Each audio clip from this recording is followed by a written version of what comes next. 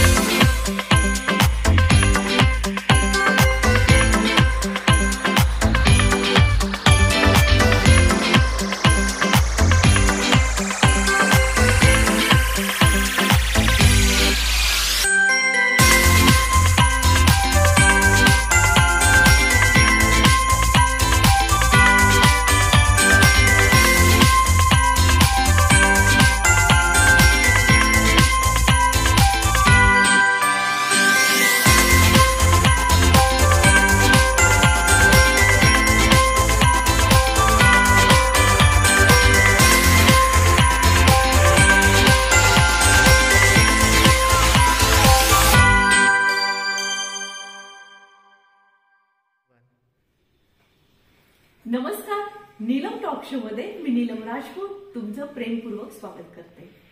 इंग्रजी नवीन वर्षाच्या सर्वांना हार्दिक शुभेच्छा. नवीन वर्ष सुखाचे, समृद्धीचे, भरभराटीचे, आनंदाचे जावो. आनंदाचे, कारण आनंद असा असतो की मी माझा शोधला पाहिजे आणि तो मला शोधल्यावरच तो मिळणार आहे. म्हणजे आयुष्य किती जगतो त्यापेक्षा कसं जगतो ते फार महत्वाचं आहे. आणि आजचा विषय आहे, नवीन वर्षाची आम्ही सुरुवात करत आहे. माझ्यासोबत आहे डॉक्टर वैशाली चव्हाण. नमस्ते. त्या भूलतज्ञ आहेत आणि विशेष म्हणजे त्यांनी एक विशेष कोर्स केलाय. त्याबद्दल मॅडम काय सांगताल तुम्ही? नमस्कार. मी साताऱ्यामध्ये भूलतज्ञ म्हणून काम करायला लागून जवळजवळ 25 वर्ष झाले. माझे पती डॉक्टर अनिमेश चव्हाण साताऱ्यामध्ये मनोविकार तज्ञ म्हणून काम करतात. ह्या विषयाबद्दल एकूणच सुरुवातीपासून आवड असल्यामुळे आणि आमच्या प्रॅक्टिसच्या दृष्टीनं सुद्धा ह्या विषयाची एक महत्व मनात असल्यामुळं मानसोपचार ह्या विषयामध्ये थोडंसं काही आपण शिकावं असं मला वाटायला लागलं.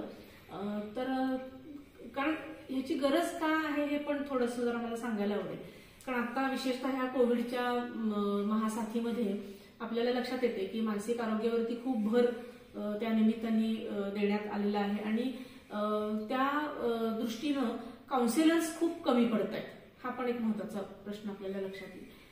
पण ह्याच्यामध्ये दुसरी पण एक गोष्ट अशी आहे की खूपदा असं काउन्सिलिंग किंवा थेरपी, सायकोथेरपी, मानसोपचार ह्याविषयी एक गैरसमज खूप मनामध्ये असतात की बाबा मी खूप चांगलं बोलते किंवा बोलतो किंवा माझं वाचन चांगलं आहे, माझं संवाद करण्याची क्षमता चांगली आहे, ते कौशल्य चांगलं आहे, तर मग मी फारसं काही त्याचं प्रशिक्षण न घेता आपोआपच एक चांगला काउन्सिलर, चांगले थेरपिस्ट बनू शकेल असं खूप लोकांना वाटतं. म्हणजे आमच्याकडे प्रॅक्टिसमध्ये पण असं बघितलंय आम्ही की त्यांची इच्छा असते, म्हणजे ती इच्छा चुकीची आहे किंवा ते त्यांचा हेतू वाईट आहे अशातला भाग नसतो.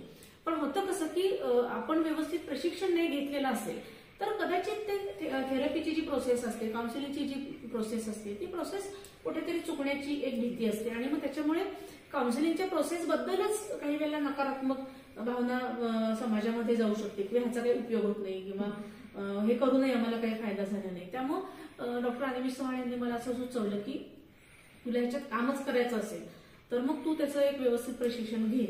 त्यानुसार मग मी अल्बर्ट एलिस इन्स्टिट्यूट न्यूयॉर्क, जिथं रॅशनल इमोटिव्ह बिहेवियर थेरपी किंवा त्याला आपण मराठीमध्ये विवेकनिष्ठ मानसोपचार पद्धती असं म्हणू शकतो, तर ह्याचं जगभरात ह्या मानसोपचार पद्धतीचं प्रशिक्षण अल्बर्ट एलिस इन्स्टिट्यूट तर्फे दिलं जातं. त्या अगोदर मी इथं मुंबईमध्ये फडके सेंटर म्हणून जे आहेत तर त्यांचे जे संचालक आहेत श्रीयुत किमो फडके, त्यांनी भारतामध्ये सर्वात पहिल्यांदा आरबीटी आणली. तर त्यांच्याकडून आणि अल्बर्ट एलिस इन्स्टिट्यूट न्यूयॉर्क इथून रॅशनल इमोटिव्ह बिहेवियर थेरपी अर्थात विवेकनिष्ठ मानसोपचार याचं शास्त्रशुद्ध प्रशिक्षण घेतलेलं आहे. अशा पद्धतीने ती माझी मानसोपचाराची एक सुरुवात झाली असं म्हणता येईल आपल्याला. आज आता आपण भावनिक म्हणजे भावना म्हणजे काय यावर मॅडम तुम्ही बोलणार आहात की एवढं चांगली आता जे तुम्ही कोर्स सांगितलं, कारण लोकांना माहिती नसतं, माहिती व्हावी म्हणून तर खरा हा तुमचं मुलाखत घेते की लोकांना माहिती लोकांपर्यंत पोहोचावं हे. आणि आता भावनिक मानसिक आरोग्य भावनिक आरोग्य या विषयांवर आपण बोलणार आहोत. तर मला नवीन वर्षाच्या आता मी शुभेच्छा दिल्यात, तर सुरुवात म्हणजे कशी थोडेसे संकल्प वगैरे नवीन वर्षाबद्दल सांगताल का? हो, म्हणजे आता मानसोपचाराच्या बाबतीतच आपण बोलायचं झालं तर आरईबीटी मध्ये बरेच आपल्या मानवी आयुष्यातले जवळजवळ सगळे पैलू हाताळले जातात. म्हणजे आता समजा अगदी लहान मुलांच्या वर्तणूक समस्या असतील किंवा स्त्रियांच्या समस्या असतील, व्यसनाधीनता असेल किंवा तुम्ही जे म्हणता की संकल्पाच्या बाबतीत तुम्ही काहीतरी सांगा. म्हणजे आपल्याला सगळ्यांना जोक्स येतात बघा व्हॉट्सअपवरती की जिम मध्ये जाणाऱ्यांनी रेग्युलरली जाणाऱ्यांनी पहिले 5 दिवस जाऊ नये कारण तिथं संकल्प करणाऱ्यांची गर्दी असते. बरोबर आहे, कारण होत ही मानवी स्वभाव आहे की आपण एखादा संकल्प करतो पण तो संकल्प आपण बऱ्याचदा अर्धवट सोडून देतो. म्हणजे ह्याच्यामध्ये मी स्वतः सुद्धा आहे, हे मी अगदी खुलेपणाने कबूल करते, कारण आपण सगळे पहिल्यांदा माणूस आहोत. तर आपले संकल्प जास्तीत जास्त तडीला नेण्यासाठी आपण काय काय उपाययोजना करू शकतो, काय काय आपण गोष्टी करू शकतो, हे थोडंसं तुमच्याशी शेअर करायला मला आवडेल. म्हणजे बऱ्याचदा हे चुका सगळ्यांकडूनच होतात की आपण एखादं ठरवतो, म्हणजे बाबा ठीक आहे की आपण ह्या वर्षी आमकी पुस्तकं वाचायची किंवा आज ह्या वर्षी मी इतके रोज एवढे तास व्यायाम करेन वगैरे, किंवा मी अमक्या ठिकाणी जाऊन येईन, मी विशिष्ट काहीतरी एखादी पदवी मिळवेल, असं आपण सगळेच जण काही ना काहीतरी संकल्प करत असतो. तर आपलं लक्ष बऱ्याचदा काय असतं की तो संकल्प पूर्ण करण्याच्या प्रोसेसकडे न जाता त्याच्या एंड रिझल्टकडे बऱ्याचदा आपलं लक्ष असतं. हे स्वाभाविक आहे. तर तसं न करता असं आरईबीटी सांगेल की तुम्ही ह्या सगळ्या संकल्पाचे छोटे छोटे काही तुम्ही तुकडे करा. की बाबा जसं मी ठरवलं की मी रोज पाऊण तास व्यायाम करेन, तर लगेच अगदी पहिल्या दिवसापासून मी पाऊण तास व्यायाम नाही केला तर बाबा माझं काहीतरी आता चुकलंच, मला कधीच जमणार नाही असं आपल्याला वाटू शकतं. त्यामुळे तुम्ही सुरुवात करताना 5 मिनिटापासून सुरुवात करा. म्हणजे आरईबीटीनं एक खूप चांगलं सांगितलं की 5 मिनिट्स रूल. ते तुम्हाला जी गोष्ट टाळावीशी वाटते किंवा जी गोष्टीचा तुम्हाला कंटाळा येतोय ते तुम्ही 5 मिनिटं करायला लागा आणि 5 मिनिटाचंच टार्गेट ठेवा. एकदम तुम्ही पाऊण तासाचं टार्गेट ठेवू नका. तर अशा पद्धतीनं तुम्ही छोटे छोटे त्या टार्गेटचे भाग करा आणि मग ते भाग तुम्ही अचीव्ह करा. ते भाग अचीव्ह केल्यानंतर तुम्ही स्वतःला एक चांगलं छोटंसं का विना बक्षीस द्या आणि मग त्या पद्धतीनं तुम्ही ते गोष्टी अचीव्ह करा, तुमचं जे काही संकल्प आहे तो. आणि कुठलाही संकल्प मध्ये तुटणं हे पॉसिबल आहे माणसामध्ये. तर तसं समजा चुकून आपण तुटलंच तर स्वतःला बोलत न बसता, स्वतःला दोष न देत बसता पुढे चालू लागा. सातत्य कारण आपण म्हणतो की आता मी इतक्यांदा प्रयत्न केलाय, आता मी परत मला जमणार नाही, मला येणारच नाही. ही जी भावना, आता तुम्ही भावनावर बोलणार आहात की भावना म्हणजे काय नक्की असते? आता माणसाचं जीवन हे खरं तर भावनांशिवाय व्यर्थच आहे. म्हणजे कुठलाच माणूस जगामध्ये भावनांशिवाय राहू शकत नाही. तर भावनांच्या मध्ये आपल्याला एक साधारणतः 2 प्रकार करता येतील. आता हे भावना म्हणजे भावनिक आरोग्य ह्या अर्थाने आपण म्हणतोय म्हणून मी नकारात्मक भावनांच्या बाबत जास्त बोलेन. कारण आपल्याला जर का पॉझिटिव्ह भावना असतील किंवा आपल्याला सकारात्मक भावना असतील तर त्यांचं आपल्याला समायोजन करावं लागत नाही. युजली त्याचं आपल्याला मॅनेजमेंट करावी लागत नाही. मॅनेजमेंट आपल्याला कुठल्या भावनांची करायला लागते तर नकारात्मक भावनांची करायला लागते. आता विवेकनिष्ठ मानसोपचार पद्धतीच्या शास्त्रानुसार आपल्याला नकारात्मक भावना सुद्धा 2 प्रकारच्या आहेत असं म्हणता येईल. बरोबर आहे. म्हणजे आम्ही काय म्हणतो की तुम्हाला सगळ्याच नकारात्मक भावना घालवायची गरज नसते. आता हे नेहमी आपण म्हणतो की सकारात्मक विचार करा, नकारात्मक सोडून द्या. एक्झॅक्टली. म्हणजे हा फार महत्वाचा मुद्दा तुम्ही आता उपस्थित केलाय की खूपदा आपण वाचतो म्हणा किंवा सतत टीव्हीवरती असतं, मीडियामध्ये असतं की तुम्ही पॉझिटिव्ह थिंकिंग करा, पॉझिटिव्ह थिंकिंग करा. हे एका अर्थाने चूक नाहीये, फक्त ते अपुरं आहे असं मी म्हणू शकेल. कारण कसं आता एखादा समजा कसोटीचा प्रसंग आलाय असं आपण एक इमॅजिन करू की समजा मला एखाद्या मेडिकल कॉलेजला ऍडमिशन हवी आहे आणि मी त्याच्यासाठी प्रयत्न केलेत पण मला ती मिळालेली नाही दुर्दैवाने. तर हा माझ्या दृष्टीनं काय की एक कसोटीचा प्रसंग आहे, एक नकोसा असणारा प्रसंग आहे. तर ह्याच्या जर का मला येऊन कोणी म्हणलं की तू सकारात्मक विचार ठेव, बघ तुला निदान तू नापास तरी झाली नाहीयेस, बघ तुला थोडं अगदी वाटलं तर तुला BMS ला ऍडमिशन मिळेल, बरोबर आहे. तर हे काय झाले की हे आपण म्हणतो तशा पद्धतीने सकारात्मक विचार झाले. बरं, हे त्या विचारांच्या जागेवर म्हणलं तर ते चूक आहेत का? तर नाही. पण आता माझी जर का परिस्थिती बघितली की ही बिकट परिस्थिती आहे माझ्या आयुष्यातली, की मला एखादं हवं आहे आणि ते मिळत नाही, बरोबर आहे. तर अशा वेळेला समजा मला कोणी सकारात्मक विचारांचं जर का डोस द्यायला लागलं तर ऑब्व्हियसली माझं मन काय म्हणतं की त्या समोरच्या व्यक्तीला माझा प्रॉब्लेमच समजलेला नाही. तर त्यामुळं आरईबीटी असेल किंवा कुठलीही आधुनिक मानसोपचार पद्धती असेल, आरईबीटीच असं नाही पण कुठलीही आधुनिक मानसोपचार पद्धती भावनांचं वर्गीकरण, नकारात्मक भावनांचं वर्गीकरण 2 प्रकारे करतं. एक म्हणजे काही नकारात्मक भावना आपल्याला उपयोगी असतात आणि काही नकारात्मक भावना आपल्याला घातक असतात.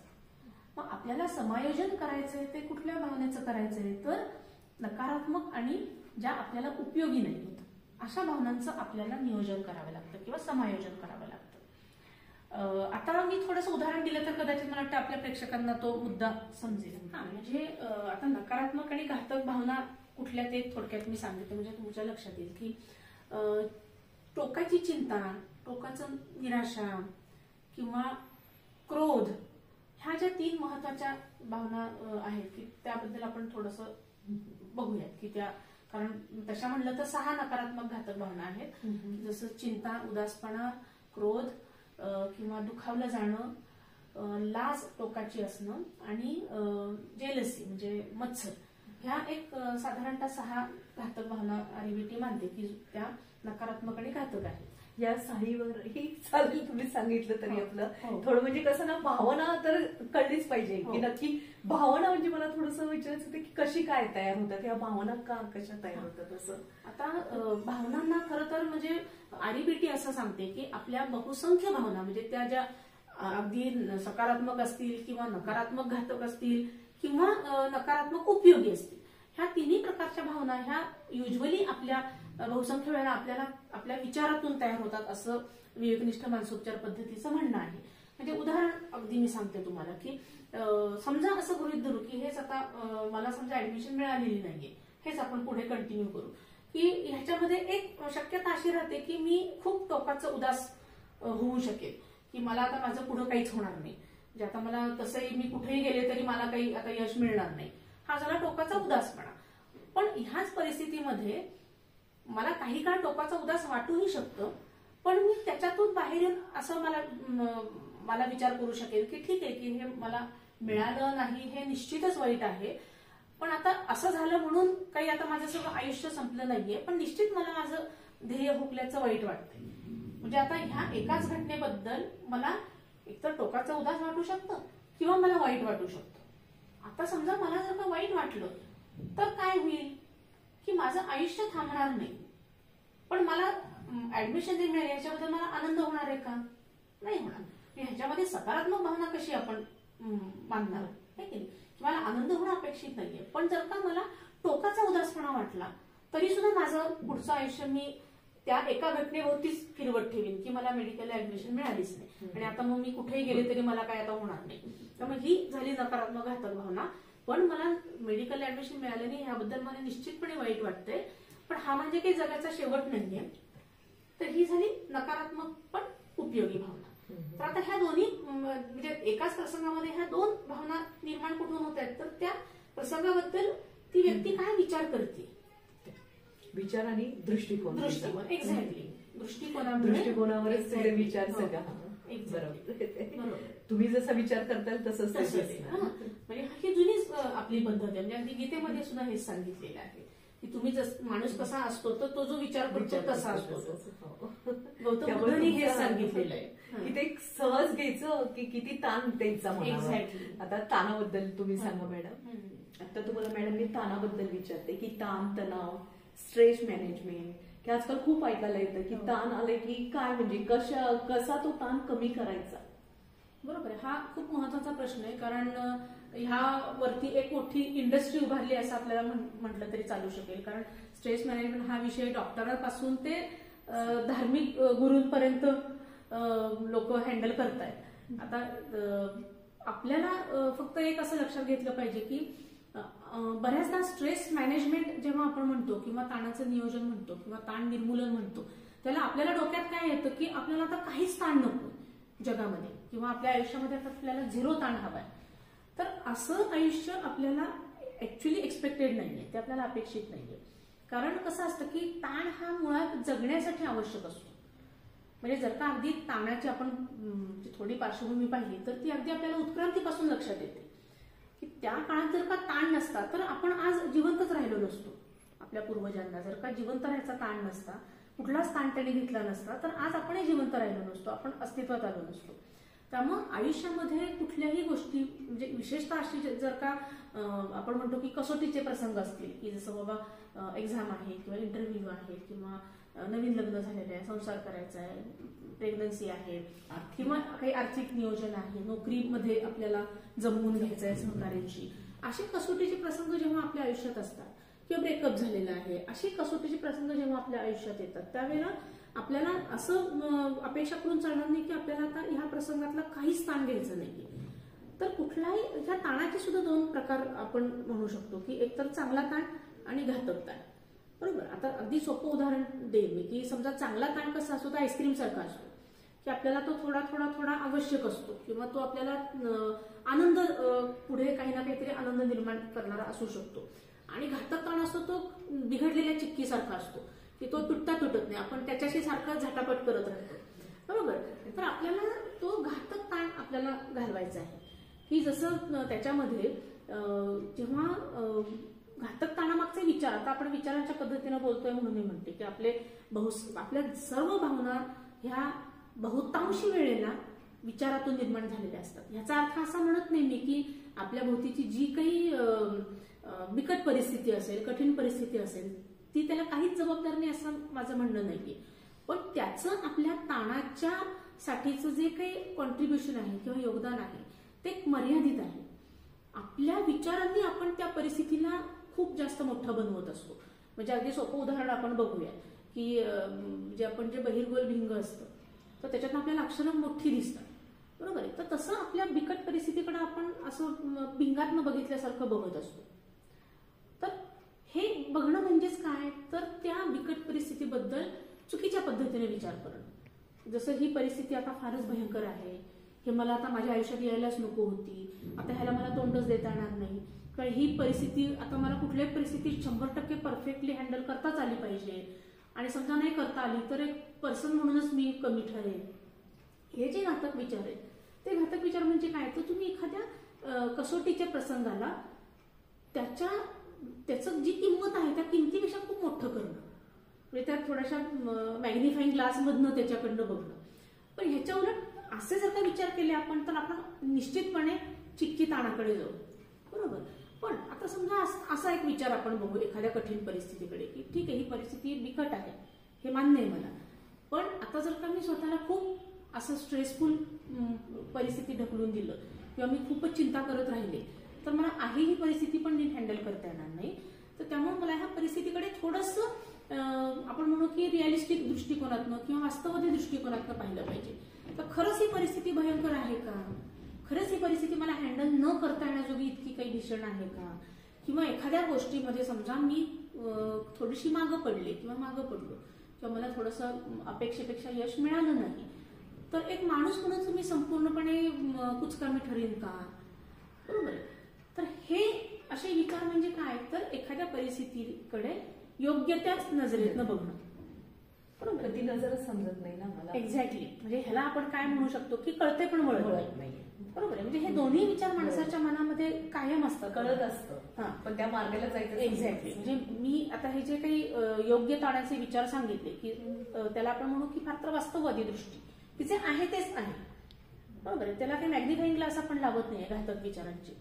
तर ते आपल्याला दोन्ही विचार आपल्या मनात आलटून पालटून येतच असतात. बघा आपण अगदी आपल्या सुद्धा आयुष्याकडे आपण जर का थोडंसं मागवून पाहिलं तर आपल्याला लक्षात येतं की आपण घातक विचार एका बाजूला करतच असतो आणि उपयोगी विचार पण एका बाजूला करतच असतो.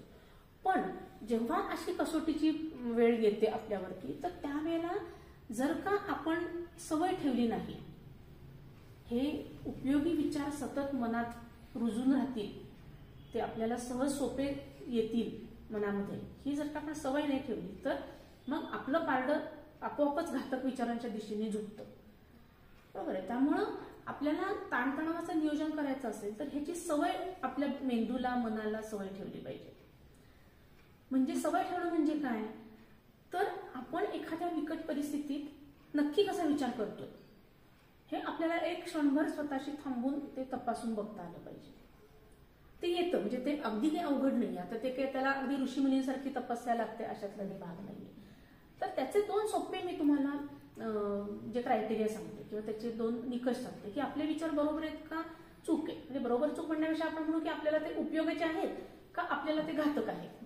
हे आपण 2च गोष्टी आपण आपल्या विचारांना लावू शकतो किंवा प्रश्न विचारू शकतो की हा माझा विचार खरा आहे का, सत्य आहे का, आणि माझा हा विचार माझ्या समोरची समस्या सोडवायला मला उपयोगी आहे का. एवढे 2च प्रश्न आपल्या विचारांना जर का आपण विचारले तर आपल्याला त्याची उत्तर मिळू शकतात. बरं, तर तुम्ही तुमचा वेळ दिले तर मी एक उदाहरण सांगू शकेन. कारण ते उदाहरण दिल्याशिवाय लक्षात येणार नाही की आता उदाहरणार्थ समजा माझी परीक्षा आहे आणि मला हा विचार आहे की बाबा मला 95% पडलेच पाहिजेत आणि नाही पडले तर मग मला कुठल्याच कॉलेजला ऍडमिशन मिळणार नाही आणि माझं भविष्य जवळ एक अंधारच असेल. हा एक चिक्की विचार झाला, कडक चिक्कीचा विचार. तर आता हा विचार समजा माझ्या मनात आला तर नॅचरलीच माझ्या मनामध्ये त्या परीक्षेबद्दलची भीती बसेल, चिंता बसेल आणि मग मी प्रयत्न करणार नाही. म्हणजे माझी क्षमता असून सुद्धा मी म्हणेन की तसंही मला काही मिळणारच नाही 95%, तर मी प्रयत्न तरी करून काय उपयोग आहे. अशा पद्धतीनं तो विद्यार्थी किंवा विद्यार्थिनी अभ्यास सोडून देईल आणि मग इतर गोष्टी ती मन रमवेल. जसं आता खूप जणांचा प्रॉब्लेम आता लक्षात येतोय की ज्या आधी म्हणजे मोबाईल आल्यापासूनच आहे, तर दोष बऱ्याचदा मोबाईलला दिला जातो. पण त्याच्यामध्ये हे लक्षात घेतलं पाहिजे की आपल्या मुलांच्या किंवा पाल्याच्या मनामध्ये परीक्षेबद्दलची भीती तर नाही येणं, एन्झायटी नाही येणं. मग ती एन्झायटी मॅनेज केली तर आपोआपच तो अभ्यासाकडे त्याचं कल राहील. तर हा जो विचार आहे की जसं मला अमके टक्के मिळाले नाही तर माझं भविष्य म्हणजे जणू काही अंधार. आता ह्या विचाराला आपण हे 2 प्रश्न लावून पाहिले की हा विचार खरा आहे का आणि हा विचार माझ्या समोरची समस्या सोडवायला मला उपयोगी आहे का. तर आपल्याला काय उत्तर येईल, नाही. बरोबर, हा विचार एक तर खरा नाहीये. जसं की मला 95% नाही पडले तर मला कुठंच ऍडमिशन मिळणार नाही, हा विचार खरा नाहीये आणि हा विचार मला उपयोगी नाहीये. तर हा विचार मनात आला की मग मी अभ्यास सोडून देणार. त्यामुळे मग आपल्याला हे आपल्या मनातल्या विचारांना सतत हे 2 प्रश्न जर का आपण विचारत राहिलो तर तुमच्या स्वतःच्या सुद्धा लक्षात येईल की तुमच्या छोट्या छोट्या समस्या तुम्ही स्वतः सुद्धा सोडवू शकाल. सोडवायच्या आणि शोधायचं. जसं बुद्धाने म्हणले की तुम्हीच तुमचे दीपक आहात, की तुम्हीच तुमचा प्रकाश आहात, आत्तदीप भव. हे का आहे तर माणसाच्या मनामध्येच त्याचं सुद्धा सोल्युशन आहे. जसं प्रश्न आहेत माणसाच्या मनामध्ये, समस्या आहेत, तसंच त्या समस्यांचं सोल्युशन सुद्धा माणसांच्या मनामध्ये आहे. फक्त आम्ही थेरपिस्ट काय करतो तर ते सोल्युशन त्यांनी शोधावं ह्याच्यासाठी त्याचा वाटाड्या राहतो, आम्ही त्याच्या बरोबर राहतो. त्याला आयतं सोल्युशन देत नाही की तू हे असं कर तसं कर. हा फरक आहे. मॅडम, आता तुम्ही इतकं चांगलं सांगताय की ताण कसे कमी करायचे, कोणत्या दृष्टीने आपण आपल्या जीवनाकडे बघायचं, एवढं छान सांगताय की मनावर होणारा ताणाचा शारीरिक म्हणजे मनाचं जे आपलं स्वास्थ्य बिघडतं ते आपल्या शारीरिक शरीरावर त्याचा परिणाम होत असतो. पण आपण ना शरीराच्या व्याधींवर लक्ष देतो, पण त्याचं उगमस्थानाकडे आपण बघतच नाही. त्याचं मुख्य उगमस्थान काय त्याचा आपण त्याच्यावर काही इलाजच करत नाही असं होतं. तर त्याबद्दल कसं म्हणजे की होतं मानसिक पण शारीरिक, म्हणजे मला ताप आलाय हे दिसू शकतं, कळू शकतं, पण मन माझं आजारी पडलं हे मला समजतच नाही, कळूच शकत नाही. मग तो ताण, ती भावना कसं म्हणजे कसं कमी. आता म्हणजे आता आपल्याला बोलायचंच झालं तर मानसिक आरोग्य आपलं बिघडलं आहे असं काही आपल्याला त्याची काही थोडक्यात लक्षणं सांगता येतील. तर म्हणजे उदाहरणार्थ कसं की आपल्या मूडमध्ये काही चेंजेस होत आहेत का हे आपण आपल्याशी पडताळून बघू शकतो. की आपल्याला खूप उदास वाटतंय का आणि ते खूप 15 दिवसाच्या पेक्षा जास्ती वाटते का. आता एखादा समजा दुःखद घटना घडली की समजा आता एखाद्या जवळच्या व्यक्तीचा मृत्यू झाला किंवा ऍक्सिडेंट झाला, फेल्युअर आलं कशात तरी, तर काही काळ आपल्याला उदास वाटणं हे नॉर्मल आहे, बरोबर. पण आता तुम्ही जे मॅडम म्हणलं ना की जवळच्या व्यक्तीचं निधन झालं, म्हणजे ती व्यक्ती जाणारी जाती, पण त्याच्या मागे ना जी व्यक्ती जिवंत असती ती अक्षरशः जिवंतपणेच मरण यातना भोगत असते अक्षरशः, म्हणजे त्यातून ती बाहेरच पडत नाही. तिला त्या व्यक्तीची एवढी सवय झालेली असते की त्यांच्याशिवाय मी जगूच शकत नाही अशी भावना होते. मग यातून कसं बाहेर पडायचं? म्हणजे आता ह्याच्यामध्ये सुद्धा आपल्याला पाहिलं तर म्हणजे शोकाची भावना जी आहे ती काही काळ आपल्याला तो शोक वाटणं हे आवश्यकही असतं, कारण तो आपला जीवनाचा एक भाग आहे की आपल्या जवळच्या व्यक्तीचा मृत्यू झाल्यानंतर आपल्याला वाईट वाटणं हे किंवा त्याच्याबद्दल आपल्याला शोक वाटणं हे अगदी नॉर्मल आहे.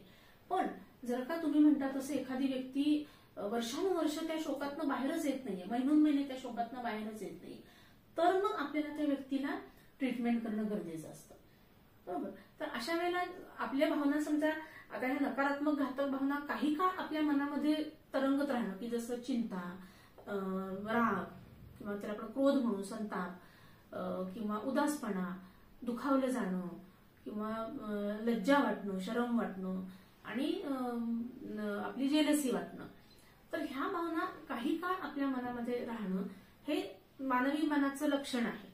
आपण असं म्हणत नाही की एखादी कुठली म्हणजे चॅलेंजिंग कुठली घटना घडली किंवा बिकट काही एखादी घटना आपल्या आयुष्यात घडली तर आपल्याला अगदी तातडीनं आपण स्विच ऑफ केल्यासारखं नकारात्मक किंवा चांगल्या भावनेकडे जाऊ असं एक्सपेक्टेड नाहीये. आपल्याला काही काळ ही भावना मनामध्ये राहणं हे एक्सपेक्टेड असतं, पण आपण प्रमाणापेक्षा जास्त त्या भावनेमध्ये गुंतून राहतोय का, किंवा आपल्याला ती भावना खूप फ्रिक्वेंटली जाणवतीये का, की दिवसातनं आपण दीर्घकाळ त्या भावनेमध्येच गुंतून राहतोय का, आणि त्या भावनेचे आपल्या दैनंदिन आयुष्यावरती दुष्परिणाम होत आहेत का, हे आपण जर का पडताळून पाहिलं तर आपल्याला लक्षात येईल की आपली एखादी निगेटिव्ह भावना ती घातक प्रमाणात आहे का माफक प्रमाणात आहे, योग्य प्रमाणात आहे, हे आपल्याला लक्षात येईल की हे आपण निकष लावून पाहिले पाहिजेत की म्हणजे फ्रिक्वेन्सी, ड्युरेशन आणि त्याची एकूण इंटेन्सिटी,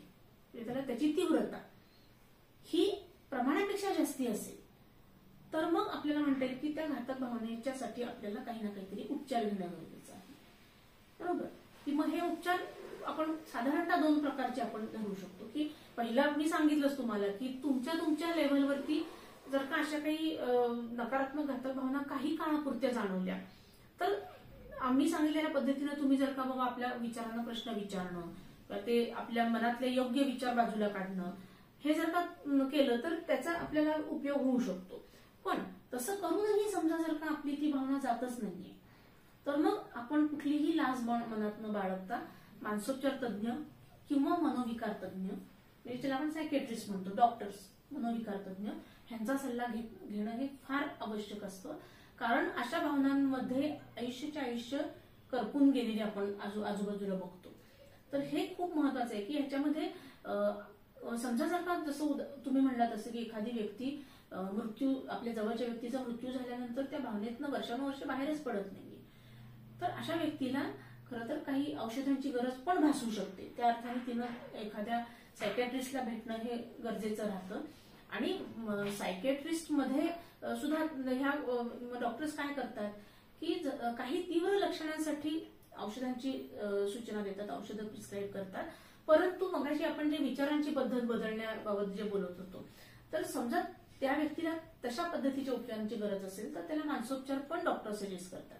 म्हणजे अशा तीव्र स्वरूपाच्या जर काही भावनिक आंदोलनं होत असतील किंवा भावनिक ताणतणाव असेल तीव्र स्वरूपाचा तर त्याच्यासाठी औषधोपचार आणि मानसोपचार ह्याची एकत्रितपणे जर का केलं, त्याची सांगड घातली तर त्या व्यक्तीचं जे बरं होणं असतं ते अधिक चांगल्या पद्धतीनं असतं, असं वेगवेगळ्या संशोधनातनं सुद्धा आढळून आलेलं आहे. आता प्रेमाची भावना, कारण कसं असतं ना, प्रेमात पडलं की त्या व्यक्तीशिवाय जगच नाही असं पण होऊन जातं की सगळी म्हणजे मनात पण ती, हृदयात पण ती, म्हणजे सगळीकडे ती व्यक्ती, म्हणजे इतक्या वर्ष आपल्या आई वडिलांनी आपल्याला मोठं केलेलं असतं, 25 वर्ष अगदी समजा, आणि तरीही आपण त्यांना सोडून जायची तयारी असते की त्या व्यक्तीसाठी, म्हणजे ती भावना कसली अशी. आता प्रेमाची भावना म्हटलं तर कसं आहे की खरं तर ती चांगली भावना आहे, ती माणसाला आनंदित करणारी किंवा त्याच्याकडून खरं तर काही चांगली कामं सुद्धा करून घेणारी अशी भावना आहे. प्रेम ही भावना वाईट नाहीये, फक्त त्या प्रेमाच्या भावनेच्या मागे आपला विचार काय आहे. ह्या सगळ्या गोष्टी बघा विचारांच्या पातळीवरतीच महत्वाचं करून जाऊन पोचतं. आता प्रेमामध्ये सुद्धा दोन भाग आपल्याला करता येतील. आता ही गंमत बघा की निरोगी प्रेम आणि रोगट प्रेम. बरोबर. आता निरोगी प्रेम हे काय आहे, तर निरोगी प्रेमामध्ये ती व्यक्ती आपल्या स्वतःचं आयुष्य सुद्धा महत्वाचं मानते. आता त्याबरोबर रोगट प्रेमामध्ये काय होतं की ती व्यक्ती स्वतःचं आयुष्य ही आपल्या जोडीदाराच्या आयुष्यापेक्षा खूप कमी मानते, ते क्षुल्लकच आहे असं म्हणते. ते सगळं महत्व त्या जोडीदाराच्या भोवतीच तिचं आयुष्य फिरत असतं. हे झालं रोगट प्रेम. निरोगी प्रेमामध्ये ती व्यक्ती आपल्या जोडीदाराच्या ज्या काही अनावश्यक मागण्या असतील किंवा आपल्याला न पटणारे जे काही व्ह्यूज असतील किंवा न पटणाऱ्या मागण्या असतील तर त्या मागण्यांना ठामपणे नकार देऊ शकते. तर रोगट प्रेमामध्ये ते होत नाही. मग आपल्याला एखादी गोष्ट पटलेली नसेल तरी सुद्धा आता आपला जोडीदार काय म्हणेल किंवा तो आपल्याला सोडूनच गेला तर काय होईल, आपल्याला दुसरं कोणी जोडीदारच मिळणार नाही, अशा विचारांनी ती व्यक्ती तिला नको असलेले कॉम्प्रोमाइजेस करत राहते. हे झालं रोगट प्रेम. आणि निरोगी प्रेमामध्ये समजा अगदी दुर्दैवाने गृहीत धरू की काही एखाद्या व्यक्तीची चूक नसताना पण तो जोडीदार सोडून गेला तर निरोगी प्रेम असलेली व्यक्ती कोसळून पडत नाही. तिला दुःख जरूर होतं, तर शेवटी ते प्रेम आहे. बरोबर. मग इकडे रोगट प्रेमामध्ये काय होतं की ती व्यक्ती असं समजते की आपला जोडीदार आपल्याला सोडून गेला तर ह्याचा अर्थ आपल्यातच काहीतरी कमी आहे आणि आता त्या जोडीदाराशिवाय आपल्या आयुष्याला शून्य अर्थ आहे. मग ही व्यक्ती एकतर त्या जोडीदाराचा तीव्र द्वेष तरी करायला लागते किंवा स्वतःचा तरी तिरस्कार करायला लागते. मग अशा वेळेला आपण जे म्हणतो की एकतर्फी प्रेमातून आत्महत्या किंवा प्रेमभंग झाल्यामुळे आत्महत्या किंवा प्रेमभंग झाल्यामुळे एखादी व्यक्ती आयुष्यभर लग्नच न करण्याचा निर्णय घेते, हे झालं रोगट प्रेमाची लक्षणं. पण आता इकडे जर का आपण बघायला गेलो तर प्रेमभंग झाल्यानंतर काही कोणाला आनंद होणार नाही.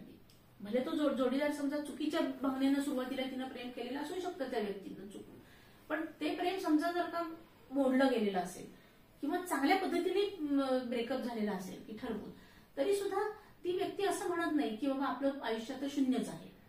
ठीक आहे की ही व्यक्ती माझ्या आयुष्यातनं गेली, ती खूप महत्वाची होती आणि ती व्यक्ती गेल्यामुळे मला अनेक गोष्टी चांगल्या मिळणार सुद्धा नाहीत कदाचित, पण माझं आयुष्य हे काही ती व्यक्तीच नाहीये, त्या व्यक्तीच्या पलीकडे सुद्धा माझं आयुष्य आहे आणि मला माझं सुख आनंद आणि इव्हन दुसरा जोडीदार सुद्धा मिळवण्याचा मला पूर्ण हक्क आहे. तर हे झालं निरोगी प्रेम आणि रोगट प्रेमातला फरक. मग एखादी व्यक्ती जर का रोगट प्रेमाच्या आहारी जाऊन स्वतःचं आयुष्य बर्बाद करून घेत असेल तर तिथं सुद्धा थेरपी उपयोगी पडते, तिथं सुद्धा सायकॅट्रिस्ट उपयोगी पडतात. की समजा अशा पद्धतीच्या प्रेमभंगातून किंवा एखाद्या जोडीदाराचा मृत्यू झाला, म्हणजे प्रेमी युगलापैकी कुणाचा तरी मृत्यू झाला, तर तो जो शोक मग टोकाचा राहतो, त्याच्यामध्ये सुद्धा औषधोपचार आणि मग मानसोपचार ह्याची आपल्याला जोड देता येते. अजून भावनांबद्दल काय सांगताल की एखाद्याबद्दल राग, हे आता प्रेमाचं झालं, मग राग इतका एखाद्याबद्दल आपल्याला द्वेष असतो, चिडचिड, की त्या व्यक्तीचं नाव काढलं तरी आपल्याला संताप होतो. आता रागामध्ये सुद्धा दोन प्रकार आहेत, एकतर उपयोगी राग आणि घातक राग. आता उपयोगी राग हा कशासाठी आहे की आता एखादी गोष्ट सुद्धा आपल्या मनात, आता मॅडम तुम्ही सांगते की घातक राग आणि उपयोगी राग काय आहे, कसं काय? म्हणजे जसं आता नकारात्मक भावना दोन प्रकारच्या आहेत. आपण मगाशी बघितलं की नकारात्मक आणि घातक आणि नकारात्मक आणि उपयोगी. तसंच रागाच्या बाबतीत आहे की राग सुद्धा आपल्या आयुष्यातला एक आवश्यक भाग आहे, पण तो राग कसा पाहिजे की योग्य प्रमाणात, योग्य वेळी आणि योग्य प्रकारे व्यक्त झाला पाहिजे. तर त्या अर्थाने आपल्याला रागाच्या बाबतीत सुद्धा असं म्हणता येईल की रागामध्ये सुद्धा चांगला राग आणि किंवा चांगला म्हणण्यापेक्षा उपयोगी राग आणि घातक राग असं आपण त्याचं डिव्हायडेशन करू शकतो.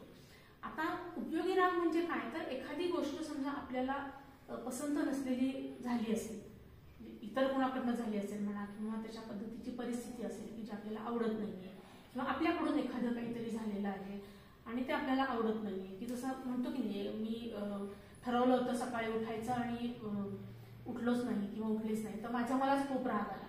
आणि त्या रागाच्या भरात मी आणखी खूप काही काही चिडचिड केली आणि आणखी सगळंच माझं दिवस तो खराब करून टाकला. तर तशा पद्धतीने आपल्याला असं म्हणता येईल की एखाद्या व्यक्ती किंवा रागाची ही जी भावना आहे ती मूलतः काय राहते की दुसरी कुठली व्यक्ती ती जर का आपल्या पद्धतीनं वागलीच पाहिजे असा आपला अट्टहास असतो आणि तसं तिनं जर का वागलं नाही तर मुळात करून खरं तर रागाची भावना निर्माण होते. मग अशा वेळेला त्या रागावरच्या भावनेच्या मागे सुद्धा दोन विचार आहेत की जसं घातक रागाच्या मागे एक विचार असतो की बाबा एखादी व्यक्ती समजा माझ्या मनाप्रमाणे वागलीच नाही किंवा माझ्याशी ती नीट वागलीच नाही तर ती व्यक्ती अगदीच विलन आहे, तर ती व्यक्ती कुचकामी आहे, ती रोगी आहे, स्वार्थी आहे, अशा पद्धतीचा आपण एकतर विचार करू शकतो. त्याच्यामधनं घातक राग निर्माण होऊ शकतो.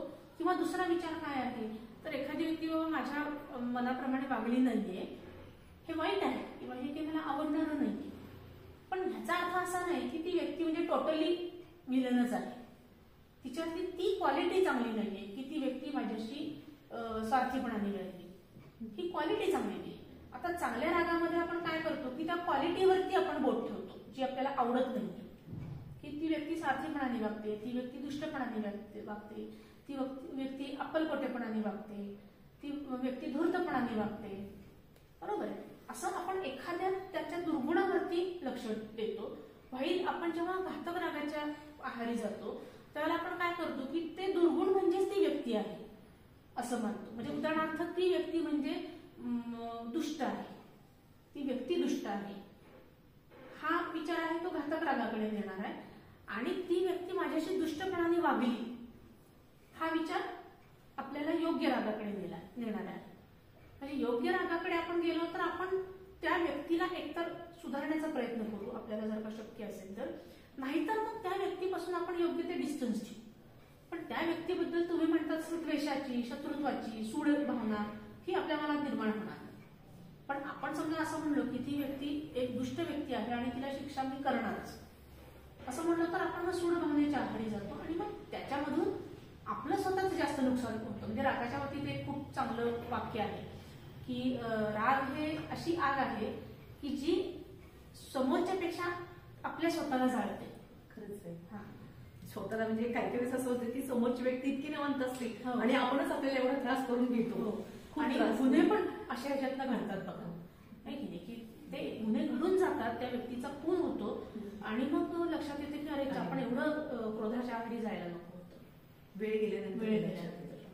त्यामुळे वेळेतच काय करायचं ते निर्णय योग्य वेळी योग्य निर्णय घेणं खूप महत्वाचं आहे. आणि 4 हॅपी हॉर्मोन्स जे मुख्य आहेत की त्याच्यावर आपलं सगळं लाईफ अवलंबून आहे. बरोबर. की आता बऱ्याचदा आपण शेवटी असा प्रश्न राहतोच की एवढं सगळं झाल्यानंतर आता आम्हाला थोडक्यात काहीतरी एक तुम्ही घरी जाताना काहीतरी घेऊन जाता येईल असं सांगा की चांगल्या भावनिक आरोग्यासाठी आम्ही काय काय करावं. थोडक्यात मी आता भरपूर छान सांगितलेली सगळी माहिती एकदम मस्त सांगितलेली, तर त्याच्यामध्ये सगळ्यांना खूप छान उपयोगी पडेल अशी. हा जो आहे की प्रश्नांचा सराव हा तर आपण करायचाच आहे की माझा विचार हा उपयोगी आहे का आणि माझा विचार खरा आहे का हे आपण सतत मनाशी काढून पाहायचंच आहे की त्याचा सराव करायचा आहे. पण त्याबरोबरच की काही असं म्हणतो आपण ना की शारीरिक आरोग्य आणि मानसिक आरोग्य हे काही वेगवेगळं नसतं, ते एकमेकांवरती पूर्णपणे अवलंबून असतं. त्यामुळे शारीरिक आरोग्य आपलं व्यवस्थित राखणं हा फार महत्वाचा भाग असतो. की जसं आपण म्हणतो ना की एक्झरसाइज रोज किमान 20 मिनिटं तरी करणं, ह्याच्यातून एंडॉर्फिन्स नावाचे एक हॅपी हार्मोन्स तयार होतात. परत आपल्या जवळच्या मित्रमैत्रिणींशी आपले रिलेशन्स चांगले निर्माण होणं, ह्याच्यातून सुद्धा हॅपी हार्मोन्स निर्माण होतात.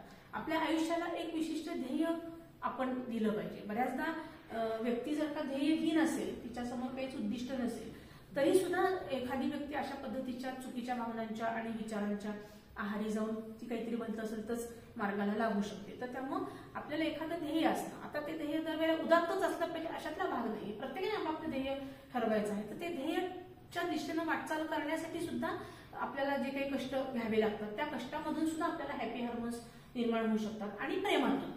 पण ते प्रेम मगाशी म्हणल्या त्या पद्धतीने की निरोगी पद्धतीचं प्रेम असलं पाहिजे, ते रोगट पद्धतीचं प्रेम असता कामा नये. तर ह्या अशा पद्धतीच्या हॅपी हार्मोन्स मधून सुद्धा आपण आपलं आयुष्य व्यवस्थित घडवू शकतो. पण हे सगळं करण्यासाठी सगळ्यात महत्वाचे 2 बेस आहेत, ते म्हणजे काय की उत्तम शारीरिक आरोग्य आणि उत्तम मानसिक आरोग्य.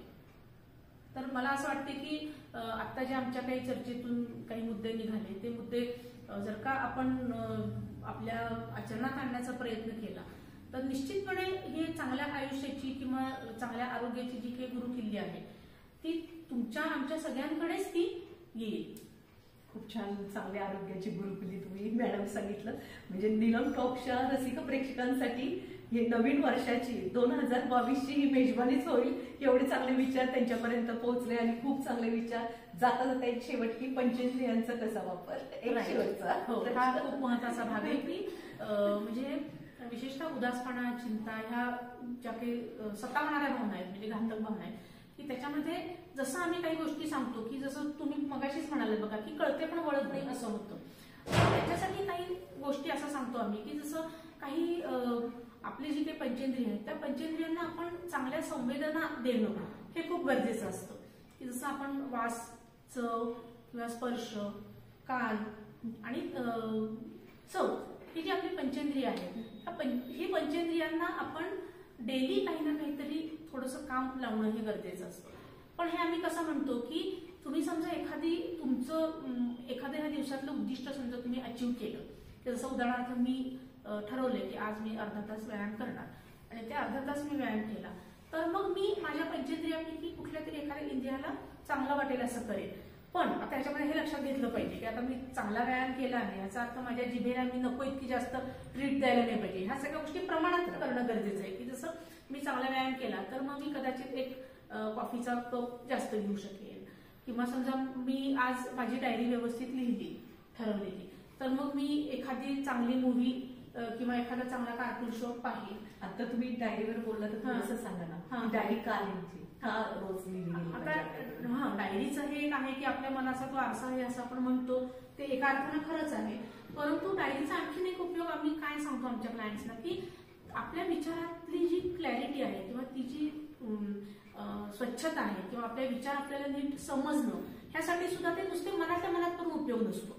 तर ते जर का आपण लिहून काढले की जसं आपले घातक विचार आपण लिहून काढले, त्याला आपण प्रश्न विचारले ते आपण लिहून काढले आणि आपल्याला उपयोगी विचार कुठले सापडलेले आहेत ते आपण लिहून काढले तर आपल्याला बऱ्याचदा ह्या गोष्टी सोप्या जातात. किंवा जसं आपण म्हणतो की नाही की आपल्याला अडचणीच्या प्रसंगात मग ते सगळं काम परत पहिल्यापासून करावं लागत नाही.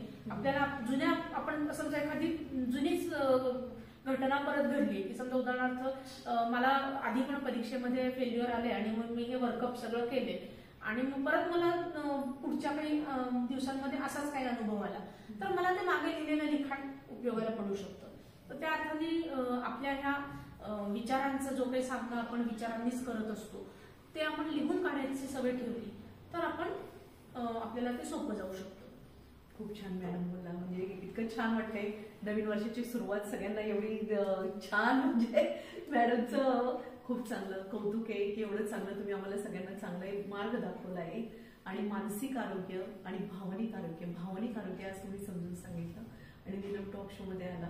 तुमचं खरंच मनापासून खूप खूप धन्यवाद. मी सुद्धा नीलम तुमचे खूप मनापासून आभार मानते की 2022 चा पहिला शो तुम्ही मला करायला सांगितला आणि तुम्ही मला खूप छान प्रश्न विचारले आणि त्याच्यातून आपली मुलाखत अगदीच खरं तर अगदी रंगत गेली आणि खूप इन्फॉर्मेटिव्ह झाली. तर मी आपल्या सगळ्यांचे सुद्धा आभार मानते आणि नीलम तुमचे पण मी खूप आभार मानते आणि तुमच्या पुढच्या सगळ्या टॉक शोजला माझा खूप खूप खूप शुभेच्छा.